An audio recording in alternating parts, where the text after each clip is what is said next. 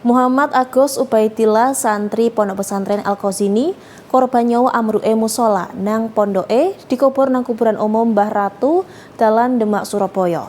Keluarga ngaku wis ikhlas mbarek lungone santri umur 14 tahun iku.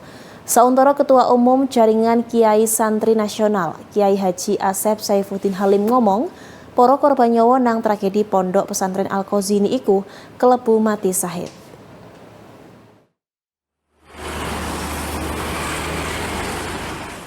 Rasa duka nyelimuti omahe Muhammad Agus Ubaidillah, santri korban ambruke musala Pondok Pesantren Al-Qazini nang Dalan Gresik, Gadukan, Surabaya. Santri umur 14 tahun iku kilangan nyawa nang kedadian iku.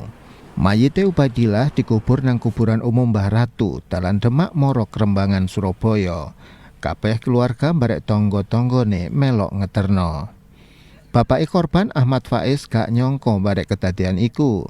Dhek terakhir ketemu anake pas sambang dina Sabtu kepungkur. Waktu iku Ubaidillah ketok seneng. Dhek dum-dum panganan kirimane ibuke ambek santri-santri liyane. Faiz ngaku gak duwe firasat apa-apa sampai akhire musala iku ambruk dina Senin kepungkur. Faiz ngaku dhek ikhlas, polahe wis dadi takdire anake. Dhek yo gak ape nuntut pihak pondok pesantren barek onoe kedadian iku. Sauntara Ketua Jaringan Kiai Santri Nasional Mesisan Alumni Santri Pondok Pesantren Al-Qazini, Kiai Haji Asep Saifuddin Halim ngejak kabeh pondok pesantren nang Indonesia beber sembayang gaib karo tahlil kae ndongakno para korban. Yai Asep yang ngomong para santri sing kilangan nyawa nang kedadian iku kelebu mati syahid. Polahe matine pas sembayang barek tepake nimba ilmu nang pesantren.